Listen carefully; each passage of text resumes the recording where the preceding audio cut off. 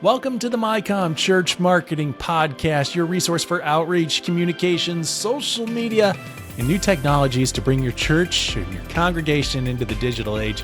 My name is Ryan Dunn, and I got to have a chat with Mark Elsdon and explore innovative approaches for churches facing property and financial challenges. Mark is one of the founders of Rooted Good, which helps faith-based organizations align money and mission.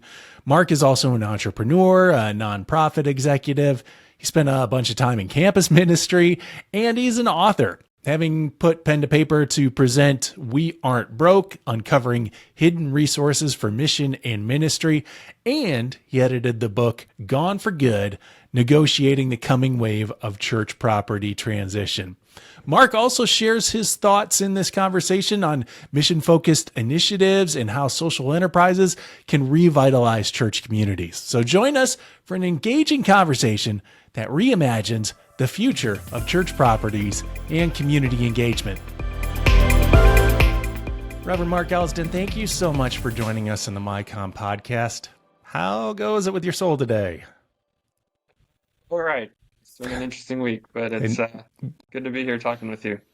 Yeah, to contextualize that a little bit, we're talking on the Friday after the election. So, just feeling the unease and tension around everybody's lives, I'm sure.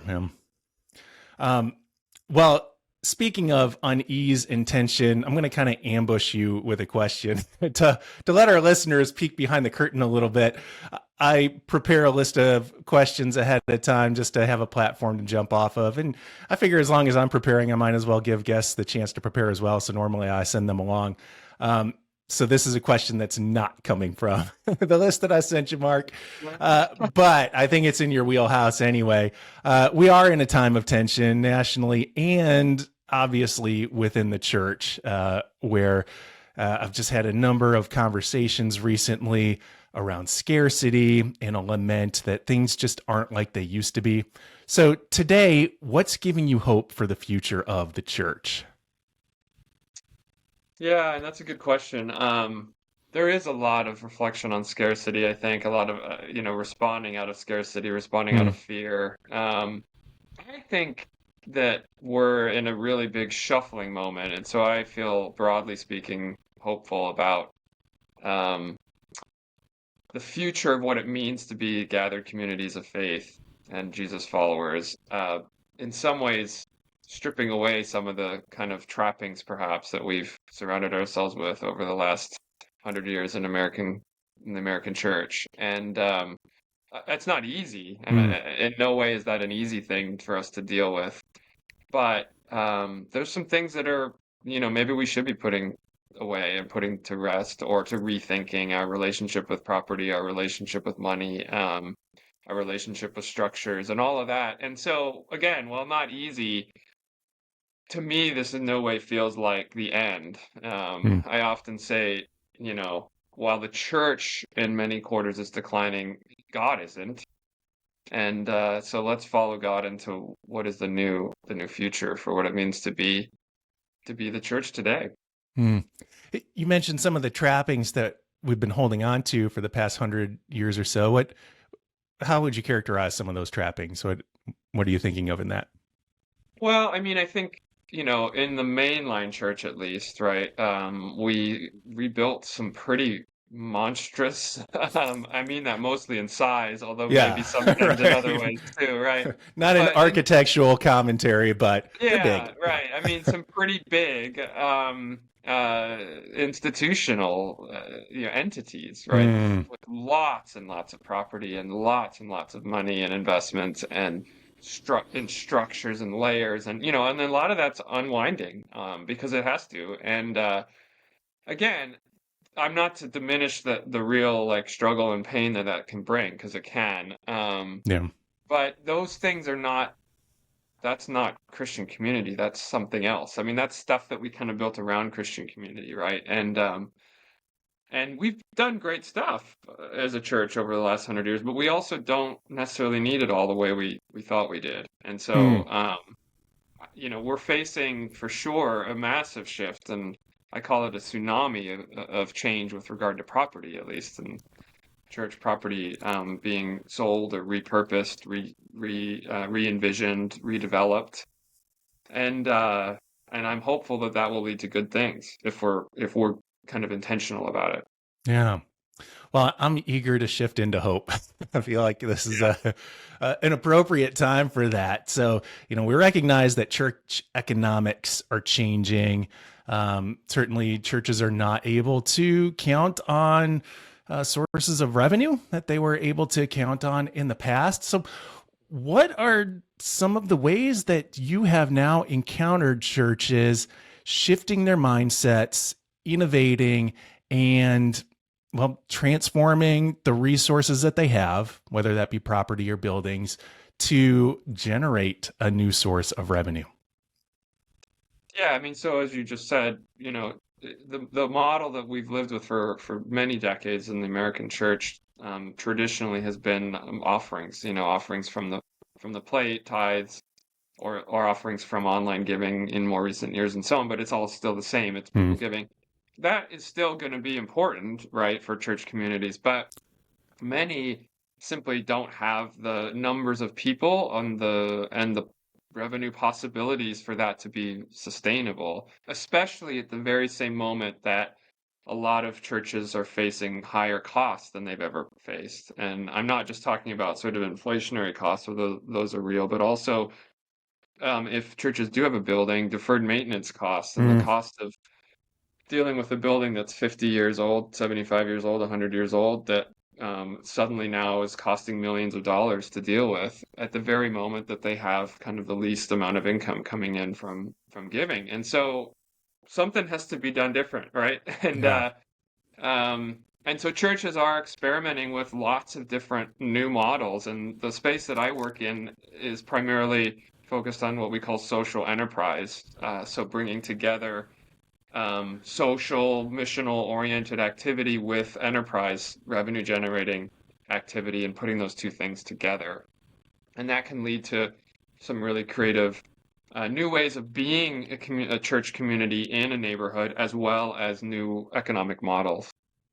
You work with Rooted Good. You're co-founder of Rooted Good, which helps lead churches through that process. Has there been a favorite project of yours, or maybe favorite isn't the right word, but one that kind of sticks out to you as just being an innovative way where a church has engaged in that social enterprise?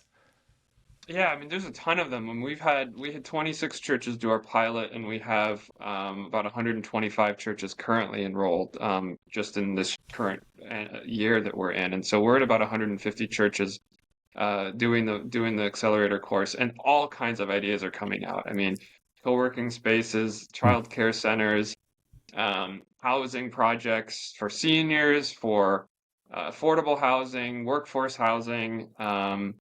One really cool project happened out of our accelerator in Gulf Shores, Alabama, a Presbyterian church. They were actually facing pretty much imminent sort of closure or like radical shifting. At least they were 3 years away from running out of money, Yeah. basically, and their building was too expensive, and their building had become kind of an albatross rather than an asset. And so they did the course, and then part of the course is looking around at the community. What is the needs of the community? And they determined that one of the things that was really missing in their community was space for entrepreneurs to get started, sort of like new entrepreneur incubator space. Hmm.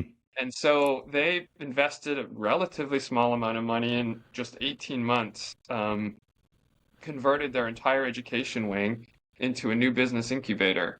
And they now have 9 entrepreneurs starting businesses out of their church. And they're generating $100,000 a year in revenue for the church. And they become a hub of activity, whereas before they were, an hour on Sunday and a couple meetings during the week. Now, Right. basically, 9 to 5 or more, people are in and out of the church. They're meeting each other. They're connected. One of their entrepreneurs got so excited about the church, they started cutting the grass for them. And, I mean, it's just snowballed. And then now they're actually looking at potentially putting in a daycare center. And, it's just really transformed not only the economics of the church, but its whole presence in the community, and basically turned a building that was a huge burden and weight into the very opposite, into an asset that's activated, that's busy, that's being used, and that's helping them with their financial situation rather than weighing them down.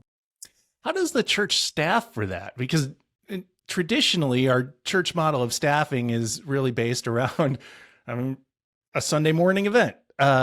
So when they start thinking about, enlivening the church facilities throughout the entire week, what changes in either mindset or practical staffing need to happen for that to be resourced? Yeah, I mean, that's a great question. I don't know the exact specifics of how this particular church has handled that, but in general, you're right. The model of staffing, the model of sort of how the church operates, the way its buildings are used, will have to change as these other uses are introduced.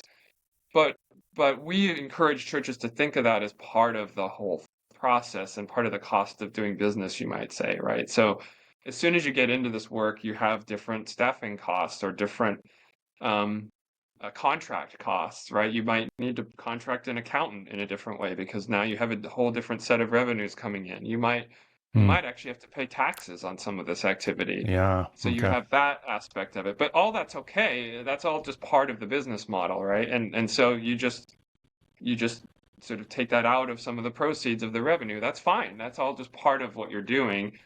Churches do need a partner, though, that's for sure. Like, I mean, in many of these cases, it's not something you can do completely by themselves. This one, they mostly did by themselves, other than the 9 partners that are their entrepreneurs that are coming in. But some larger projects, like churches are not going to build, an affordable housing building by themselves, literally by themselves, or lease it out by themselves. That's not going to happen. They need to find partners to work with for that. So yes, it does change the model, but that's what I mean. It's a fairly radical change in what it even means to be a church. Yeah. And they still worship on Sunday. Right. But that's a part of what they do. It's not it's not the only thing that they do, essentially. Yeah. Do you find that as you're starting to work with some of these congregations that there is some fear that they're going to lose their identity in the midst of this transformation, or that it's going to become all about business? Sure. And that's also possible. I mean, it's a risk. I think that's why we really focus in our Good Futures Accelerator course on mission. Like the whole way through, it's all about why are we doing this and what is it for, right? And so our course, this is really like important. We find that churches often jump straight to the how. Like, how do we get a real estate agent? How do we get a developer? How do we figure out these tax issues or these legal issues? And those are all important, but that's not the starting point, and it's not the important thing, really. The important question is why, and then to some extent what to meet the why. So why are we doing this, and what are we actually doing that is mission in the community? Because otherwise, yes, it will just become a business venture, and churches are not going to be very good at that relative to if that's the answer, then maybe we should actually just sell it and move on and like celebrate what we had and put to bed where we are, and then let somebody else take over the space. That's maybe the answer there. But what we encourage churches to think about is, how can this be a missional activity in the community? And it may look very different than what we thought of as missional previously. Engaging a whole ecosystem of entrepreneurs, for example, is very different than a Sunday morning worship service, but it still can be very much an outgrowth of our faith commitments and our love of neighbor and our love of Jesus. So it's really about putting it in that frame and making sure we kind of hang on to that throughout all of it.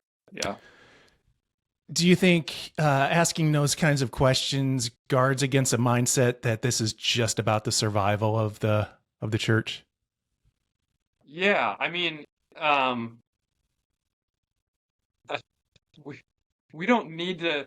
I think in some ways the moment we're in allows us to step away from that question. I mean, like, we've been asking that question for a long time, and the answer has been dissatisfying in many ways. We continue to decline. Like, so it's like, I really want a more radical shift than that. It's like, let's talk much more about what it even means to be the church, not just how to survive as we were. Hmm. Sometimes I talk about our moment as a kind of blockbuster video moment. So obviously, right in the early 2000s, Netflix came onto the scene, and I mean, I used to always, my wife and I's, before we had kids, our Friday evening routine was to get some sort of takeout food and, go physically to Blockbuster Hmm. Video and choose a movie on the shelf and take it home and then return it on Monday, right? Like that And kind pay of, your late fee. right? And Like a DVD or a VHS even early, right? If we can remember those days. But Netflix came on and just changed that completely, right? It came in the mail, and then very quickly we wasn't even in the mail. It was streaming and on our yeah. phone and everything else. But so the way people accessed movies changed just so much. I think we're in a similar situation in the church a little bit, right? So people still wanted movies. They just weren't going to go to a Blockbuster store to get them.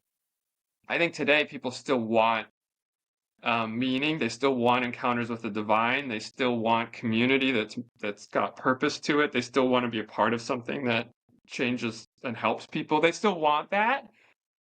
But the honest truth is they're just not showing up for it on Sunday morning the way they were, followed by Sunday school classes. Like that just is not the way people are accessing those things, that they're just not accessing God that way, is maybe another way of putting it, right? Hmm.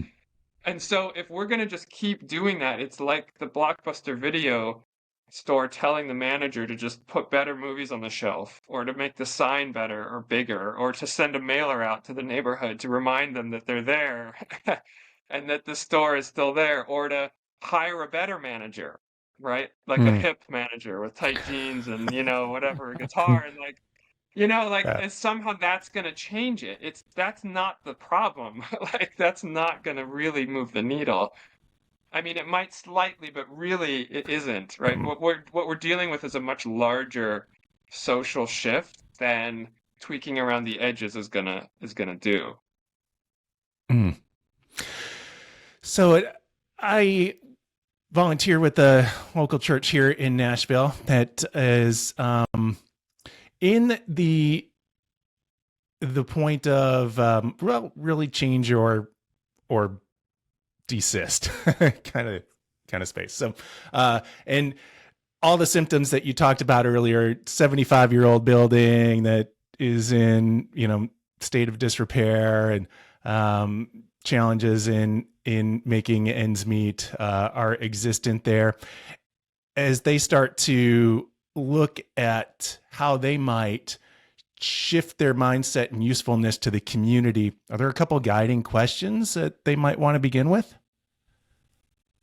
Yeah, so our process and the way we think about this typically is probably the most important guiding questions are, well, the most important guiding question really is to listen to the neighborhood and to the community.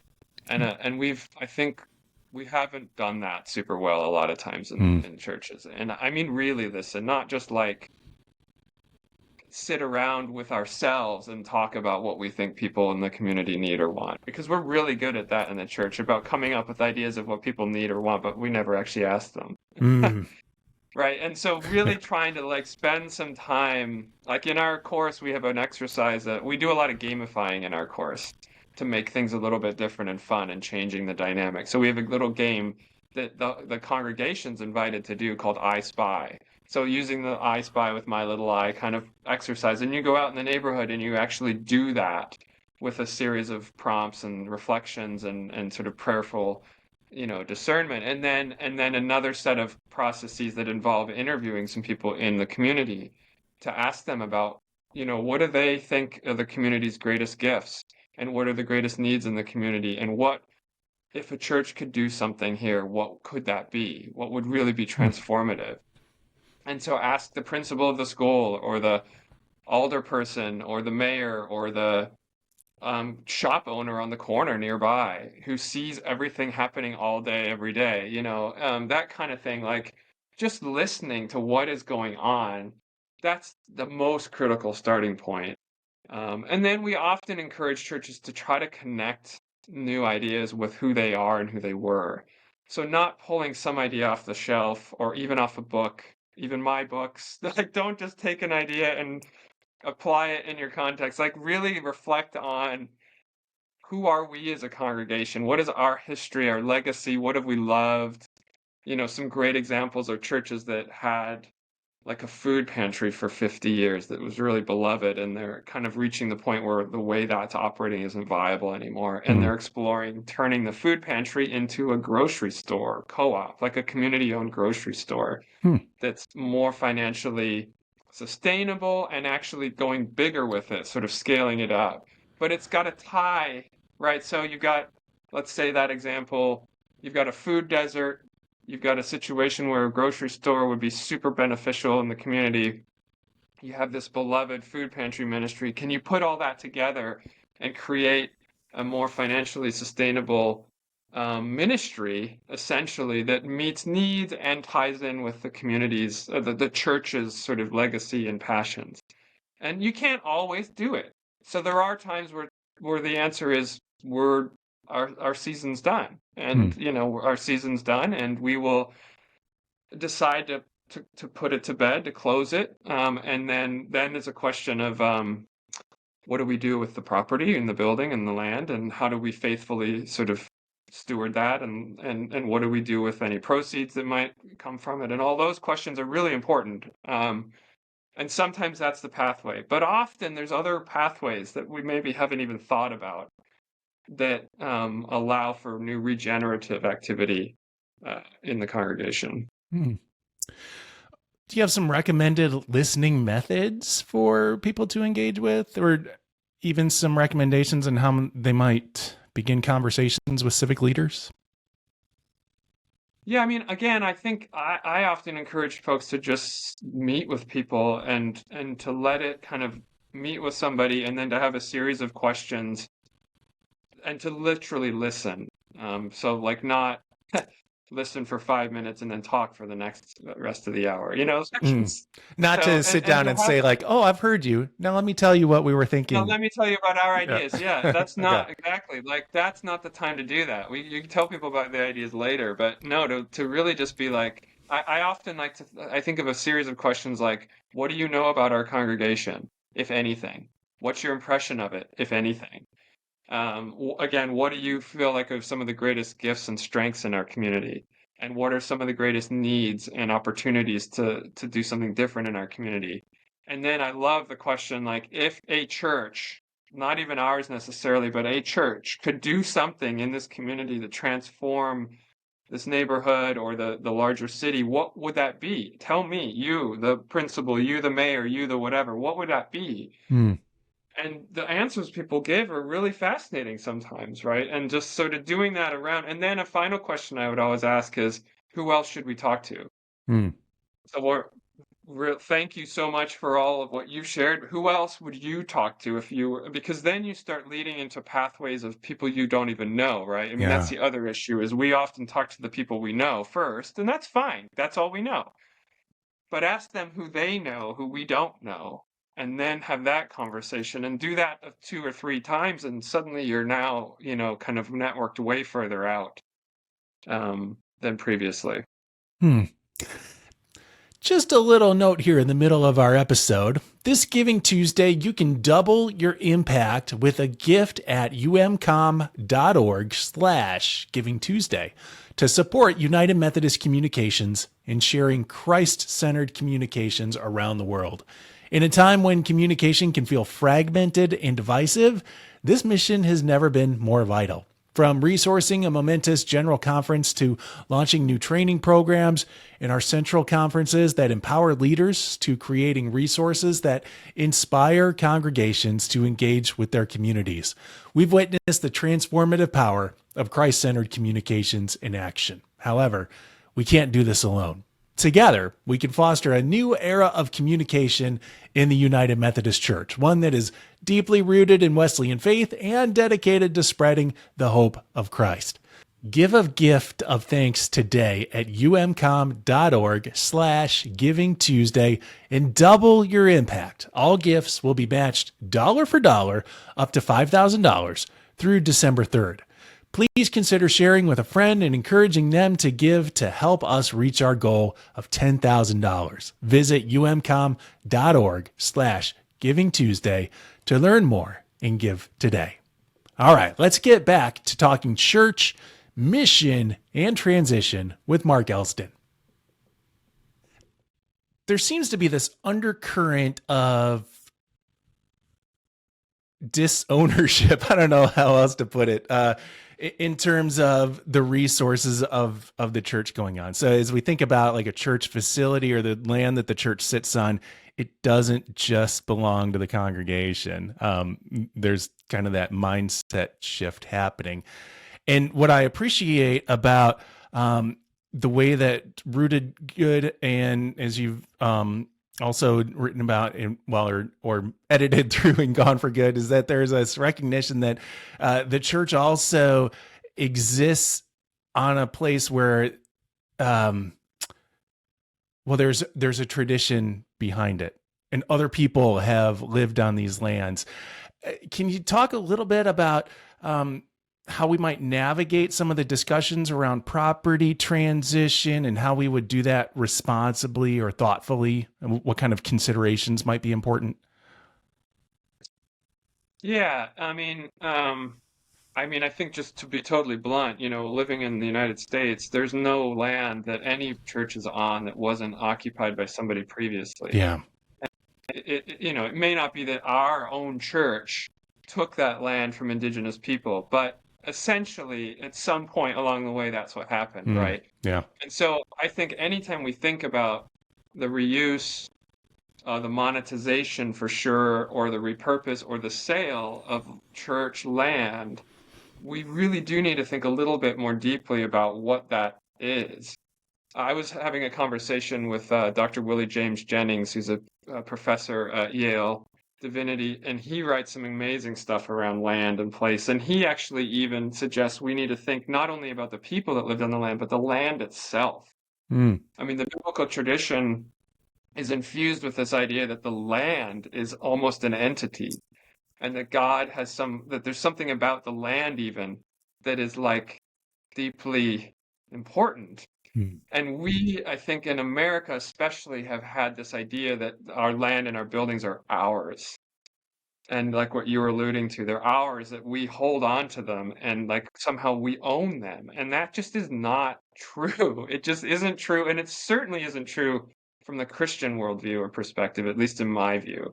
Like we are at best stewards of that. We are not owners of it. It's like the rich fool, the parable of the rich fool, who kind of claimed all of the barn storage that he had as his own, and then God was like, yeah, that's pretty foolish, and sorry, your life is now over, and now what? It never was his to begin with. The land produced abundantly, and he was a steward of that land, and as soon as he tried to claim it all as his, that was a mistake. And so all of that's to say, I think I often will ask a congregation simply, if they don't know what to do with their land and their building in the future, why not give it back? Have a conversation with indigenous tribes that lived in your area centuries ago and give it to them. I mean, if we don't have any better use for it, like what are we trying to do with it, right? That's a pretty radical idea for some, but it's worth a conversation at least. And some have done it. There are some examples. There's a great church. A great example of a presbytery in the Northwest, actually, that was a part of our accelerator program, and they ended up giving a closed church to a coalition of indigenous women who run an organization that's putting tiny homes on that land for First Nations women and children that are homeless. And what a cool way of like restoring some justice, making use of the land in a new way.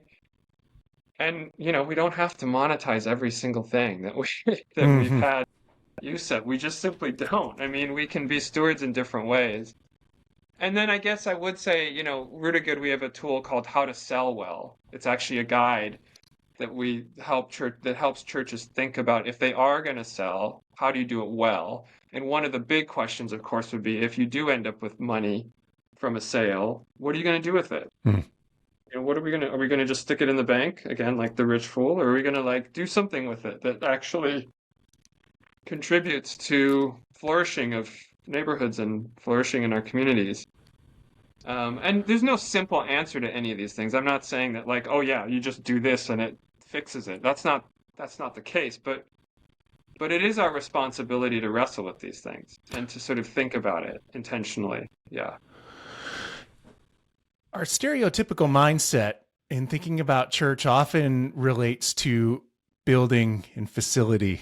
Like we think about church as a place. Have some of the churches who you have worked with who have decided to sell, does that necessarily mean that they close, or are they going on in some new expression of who they are as a church?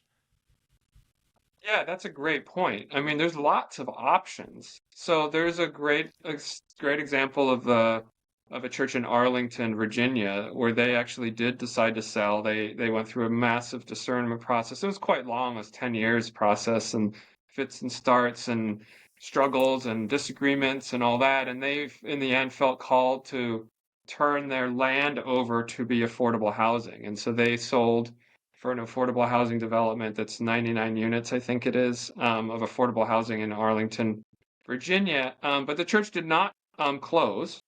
What they actually did is they took the proceeds of that sale and then they used that as sort of a core fund for their congregation. And then they rent back the first floor of the building that was built on their land.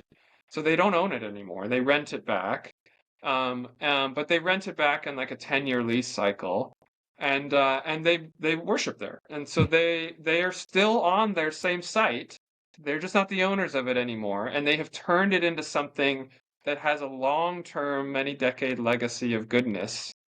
But they're still there, and the way they view it is, as long as the congregation has some vitality and life, they will continue to rent there, and they'll continue to be there, and they hope that goes on and on and on. If the point comes, though, where the congregation's life is clearly sort of ending, and they do decide to close the congregation, then they've turned that property into something amazing. And they can feel really great about the legacy that they've left there. And they've sort of separated, like you're saying, they've separated congregation from property in a way that then leaves this beautiful legacy on the property and in the neighborhood. But then the congregation is no longer sort of entwined in this weird way, right? Like they're kind of free of it. That's just one example. I mean, there's lots of different ways people are looking at doing this, but I do think that question of like, how do we think about what it means to be the congregation and not just tie that up with our land and our building as the church? And we've sort of said that for years, right? The church is the people, not the building. Right. But but we still don't. Yeah. But we don't do anything about that, right? We say it, but we don't really and now we're living in a moment where we have to do something about it. Like we can't just say that anymore. We actually have to somehow enact that because our buildings are no longer working the way they were. And so, yeah, we got to do something different. Well, as churches are starting this process, there any potential landmines that you want to lay that you can forecast out for them? Like, okay, don't ask this question or don't take this step first, as you've learned through experience, because it's something that just thwarts the process at the very beginning. Yeah, I mean, I think the main one is I alluded to earlier. I think it's very, very common for churches to take the first steps into questions of how do we do something, and to have some kind of vague idea and then to call up a real estate agent or to call up a developer. And I say this quite regularly, and someday someone will correct me and give me an example, but I've yet to see an example where starting there led to a really beautiful outcome in the end. I see people starting there very often and then having to stop and backtrack and restart entirely with the process that I've been describing that really is more about community listening, reflecting on legacy, reflecting on why and what. And if that's not clear, before you get to the sort of technical questions of real estate and law and money, it doesn't work. It just doesn't ever work.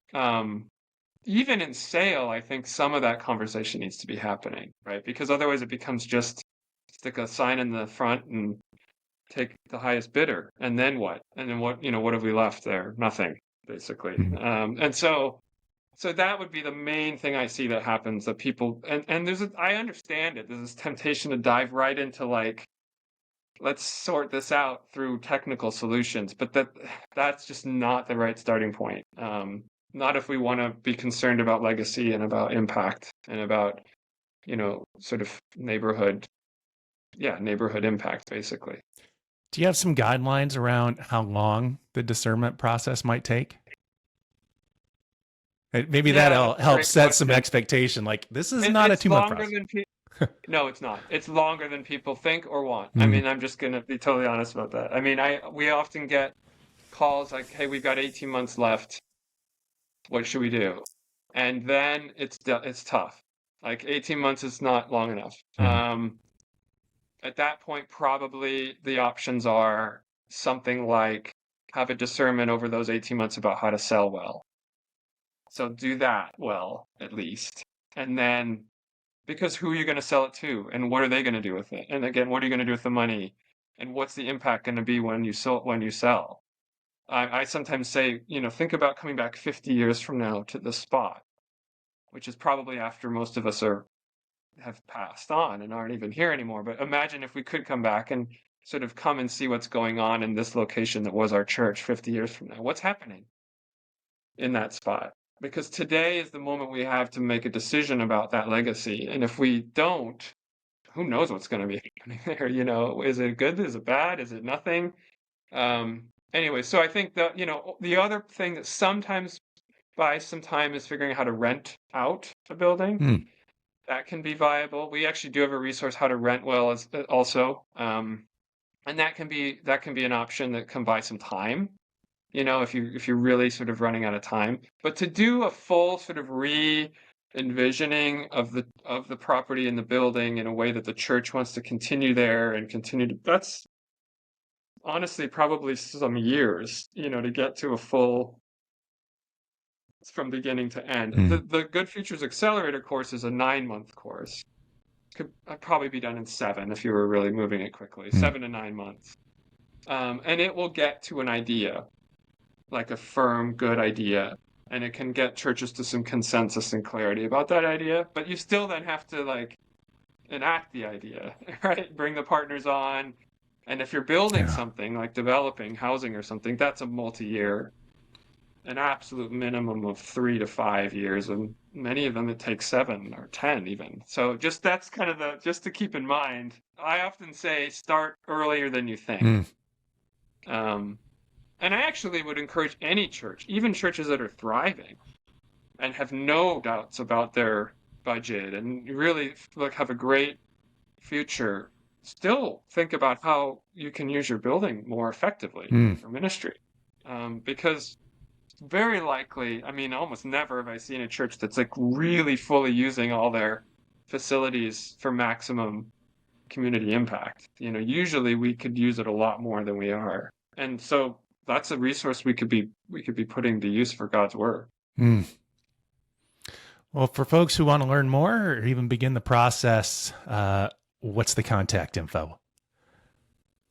Yeah, so rootedgood.org is the best place to start for the Good Futures Accelerator course, and it's available to any church anywhere in the country. And you can actually just purchase it right on the website, and then we'll ship you physical materials with all the games and all the leader guides and discussion guides and all of that stuff. And then there's some video content online that's available via that course as well.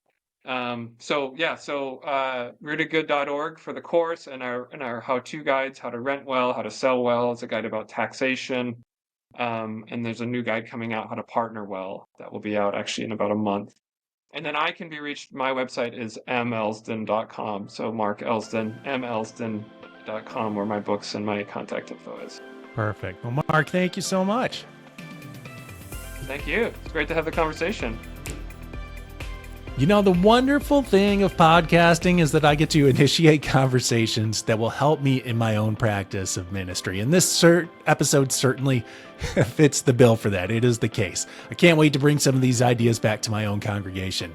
If you're feeling inspired, check out another MyCOM episode. I think episode 90 about connecting with the disabled community would be a helpful follow-up to this one, get us thinking in different ways. Or in the season that we're in right now, episode 78 about church marketing and your Christmas checklist is going to be useful too.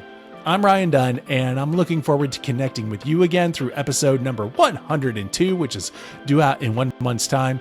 Find more MyCOM in the meantime through resourceumc.org, which is your spot for fresh ideas and empowerment for church leadership.